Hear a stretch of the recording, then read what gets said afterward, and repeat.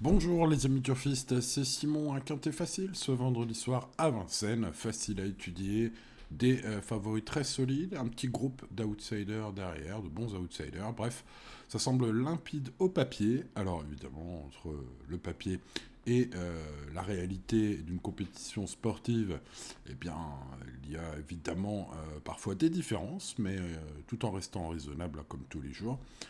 Je vais faire quelques tickets, vous l'avez compris pour ce vendredi, allez. On va partir sur des bases solides et puis j'espère faire mouche avec mes autres chevaux préférés, Choco Tocard et autres. On en parlera évidemment dans cette vidéo, mais comme vous le savez, tous les jours, on met le petit pouce et on étudie tous les partants. C'est parti avec Anzaro du Bocage, numéro 1. Alors, vous le voyez, hein, deux poteaux de départ. Alors, est-ce que ça va avantager les chevaux du premier poteau? Ils ne sont que trois. A priori, Mathieu Mottier va faire le boulot en allant devant, là, parce que j'ai pu lire dans la presse, selon sa déclaration. Il m'a pas semblé très chaud d'ailleurs. Bref, voilà. Allez, repartons sur Anzaro du Bocage, le numéro 1, qui est en pleine forme. Alors, il retrouve Vincennes avec des ambitions pour les places, sachez-le. Moi, je pense qu'il peut terminer 4-5e si la course se joue pour les chevaux du premier poteau. Ce qui est un scénario de course que je n'ai pas retenu, à vrai dire, parce que je pense quand même, vu leur chrono, leur meilleur chrono, hein, au numéro 1, 2, 3, notamment à Vincennes, je pense qu'ils peuvent se faire avaler assez vite. Alors, après, attention, hein, tout cela, les amis, c'est un scénario. Et dans un autre scénario, euh, les chevaux des 25 mètres n'ont pas peur des numéros 1, 2, 3, les laissent faire et ils se font avoir. Hein. Mais bon, a priori, non. Je vais partir sur un autre scénario avec les chevaux des 25 mètres à la fête. C'est pourquoi je ne garde pas ce 1 dans mon prono. Alors, je ne vais pas garder très haut le numéro 2 Amigo, qui fait une rentrée par revue depuis janvier. Alors, je sais, il s'est imposé sur ce parcours euh, fin 2024. Euh, mais bon, dans un chrono et dans un lot qui n'a rien à voir avec celui du jour, donc dans un chrono moyen et un lot qui n'a rien à voir. Donc je pense qu'il aura fort à faire pour contenir les assauts, même si Mathieu Mottier va aller devant normalement, que le cheval est déféré des 4 d'entrée de jeu hein, pour cette rentrée. Voilà, sachez, ouais, j'ai trouvé Mathieu pas trop confiant voilà, dans son interview à la presse. Ouais, il pense que son cheval est peut-être moins bien que fin d'année dernière, et même s'il était aussi bien que l'année dernière, je pense quand même que ce serait dur, en tout cas pour le podium. Bon, bref, je n'ai pas retenu très haut, je mettrai quand même dans mes champs réduits par défaut d'opposition. Quito Planchette, le numéro 3, me semble affronter un sacré lot. Hein. Bon, c'est vrai que l'engagement peut attirer l'œil au plafond des gains du premier échelon, mais bon, écoutez, ouais, il faudra quand même moult défaillances des favoris pour qu'Ito Planchette se glisse à l'arrivée à ce niveau. Allez, on passe aux chevaux du second échelon avec Garou du Chêne. Pas impossible, ce Garou du Chêne. En fait, il a des capacités, il peut tout à fait faire l'arrivée. Le problème, c'est qu'il démarre mal. Alors, en plus, comme il rend 25 mètres et qu'ils sont nombreux hein, en second poteau de départ, ouais, ça fait beaucoup quand même. Un très chaud au second échelon. Vu qu'il démarre pas bien, il risque de se retrouver assez loin. Bon, alors bien sûr que c'est une chance. Peut-être un peu tout ou rien sur un second ticket pour des champs réduits.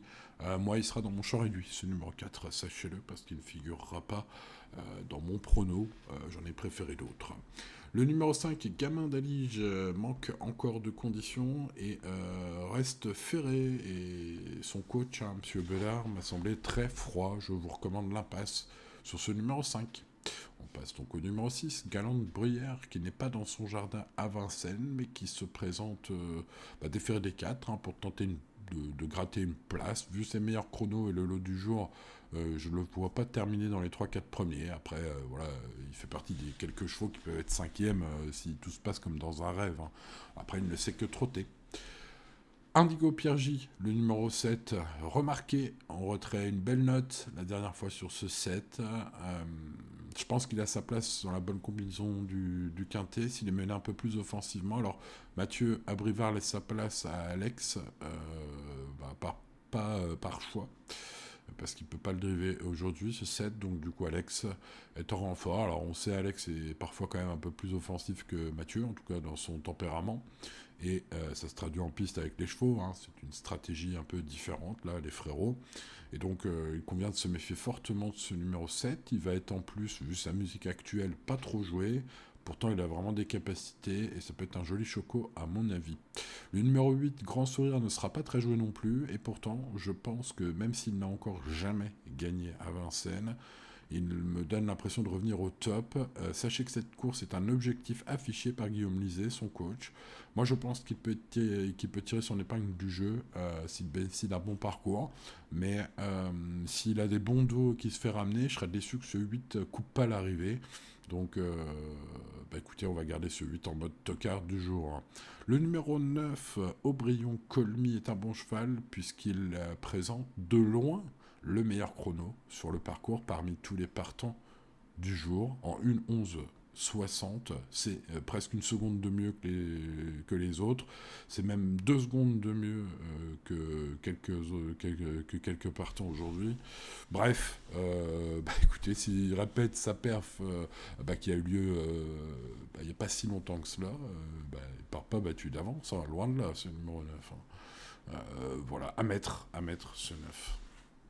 À mettre le 10, là, ce sera le cheval un peu déclassé ici, Hurricane Carter, qui a peu couru dans sa carrière, qui affiche une réussite incroyable, qui est irréprochable, qui vient de très bien courir, et qui, à mon avis, va monter là-dessus.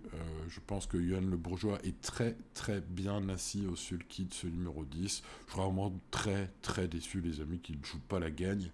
En tout cas, qu'il ne soit pas dans les 3 premiers. Les courses restent les courses, mais c'est bien tout ce qu'il a contre lui, ce numéro 10. Hein. Aujourd'hui, c'est vraiment sa course. Hein. Voilà, tout est dit. Les courses restent les courses. On passe au numéro 11, In Red, qui fait une rentrée après un coup reçu à un genou. Alors sachez qu'il sera lourdement ferré et qu'il courra sans prétention. C'est pourquoi je vous recommande de le rayer. Allez, on continue. Gagneur, le 12, c'est un cheval que j'aime bien. Ces derniers temps, c'est pas terrible. Hein, il n'est pas dans la forme de sa vie. Paraît-il qu'il est un peu mieux le matin, selon Fabrice Jean, son coach. C'est un fils de Thiago des temps qui visera une petite place, malgré les 25 mètres à rendre. Alors, c'est un cheval que j'aime bien. Je vais quand même le glisser quelque part, juste derrière Ethan Drive, hein, qui me paraît une belle chance, le numéro 13, avec Jean-Michel Bazir aujourd'hui. Et il semble monter en condition, vu son ultime course. Il trouve un très bel engagement, et vu le lot, il peut viser une très bonne place, ce 13 que je mettrai dans mes préférés, vous allez voir ça. Garancio Bello, le numéro 14, vient de finir pas loin d'Ethan Drive, hein, justement. Lorsqu'il reste au trop régulier, il fait l'arrivée, voilà. Alors, moins fiable qu'Ethan Drive, peut-être un tout petit peu moins de qualité, mais bon, voilà, si on garde ce 13, il faut probablement se méfier de ce numéro 14, en espérant qu'il trotte. Passons au 15, Hob, nettement battu lors de sa rentrée, alors qu'il était ferré. Il est cette fois en mode sport avec Benjamin Rochard au sulky. Il semble avoir besoin de retrouver du rythme après une longue absence. J'ai pas aimé du tout le fait qu'il craque pour sa rentrée. Donc j'attends avant de le conseiller. On termine par le 16 Icem Damer qui sera le favori très logique. La dernière fois battu par un cheval qui nous a fait très très plaisir, les amis turfistes. Il était battu peut-être un peu par plus fort, hein, un cheval un peu déclassé ce jour-là en tout cas. Donc aujourd'hui, l'horizon semble très nettement dégagé, une nouvelle fois, pour ce numéro 16, si ce n'est la présence bien sûr de Hurricane Carter, le 10. Il peut viser logiquement les toutes premières places, ce numéro 16. Voilà, on a vu tous les partants, vous savez maintenant pourquoi Hurricane Carter est mon show préféré. Je croise les doigts, hein, les courses restent les courses, pour que tout se passe bien, mais enfin bon, si tout se passe bien en piste, sauf défaillance, ce numéro 10 devrait briller dans ce quintet, et même pourquoi pas se défaire du favori Icem Damer, qui lui aussi est une sacrée base solide, hein. Ce numéro 16, incontournable, la dernière fois battu par peut-être aussi un peu le déroulement de course, comme Théo Duval d'Estaing, avec le gagnant ce jour-là, avait pu faire un peu ce qu'il voulait. L'écart à l'arrivée peut-être un petit peu flatteur pour le gagnant. Lui, Icem Damer était 3e, mais c'est un cheval fiable, et puis du coup il trouve un engagement en or massif ce vendredi soir. Pareil, je serais déçu qu'il ne fasse pas l'arrivée. Allez, maintenant il faut trouver des belles cotes, parce que sinon ça va être des cacahuètes, vous le savez. Donc tentons Indigo Pierre J, Alex Abrivard, la note la dernière fois avec Mathieu. Avec une drive plus offensive, ce 7 peut en surprendre plus d'un. Et pourquoi pas Grand Sourire, qui pourrait nous le donner, vu sa cote, le numéro 8. Aux alentours des 20 contre 1, c'est pas mal. Je trouve qu'il retrouve la grande forme. Il est au top, a priori. Et cette course est une course visée par Guillaume Lizier, son coach. C'est un cheval qui a besoin d'un bon parcours. Entre guillemets, malheureusement. Bon, ils ont tous besoin d'un bon parcours, vous savez, mais enfin, peut-être lui un peu plus que les favoris. Mais s'il a les bons dos, ce 8, bah oui, il porte bien son nom. Il pourrait lui donner un grand sourire, vu sa cote. Vous le savez donc maintenant pourquoi j'ai gardé le 10, le 16, le 7 et le 8, mais aujourd'hui, je vais rajouter dans ma colonne des préférés le numéro 9, Aubryon Colmy, un chrono incroyable sur ce parcours par rapport aux autres aujourd'hui. Donc bah écoutez, s'il venait à répéter un tel chrono, beaucoup ne verraient que ça que ce numéro 9. Et puis le 13, j'ai bien aimé son ultime course, et puis il est confié à Jean-Michel Bazir, et un drive. Voilà le groupe de 6 chevaux qui me semble les plus recommandables assez nettement aujourd'hui. Ensuite, je me méfierai de Gagneur, même s'il m'a un peu déçu ces derniers temps, le numéro 12, de Garancio Bello, le 14, avec Gabriele Guélorminé aujourd'hui, qui a été battu par le 13 récemment, et en plus, le 14 n'est pas forcément le plus trotteur de la bande, il fait régulièrement des fautes. Mais bon, s'il reste trop, il peut être cinquième. Et puis le 2, qui va tenter d'aller devant et de profiter de son avantage, sera dans mon champ réduit. Voilà, les amis turfistes. Allez, ce vendredi soir, l'indice de confiance est bon, 7 sur 10. C'est assez rare ces derniers mois, j'ai envie de dire. La dernière fois qu'il y a eu un indice de confiance 7 sur 10, on a touché quelque chose.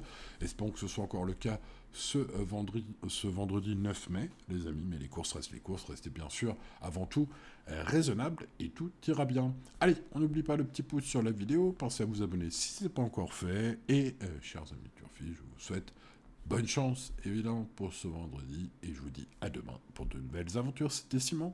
Ciao, ciao.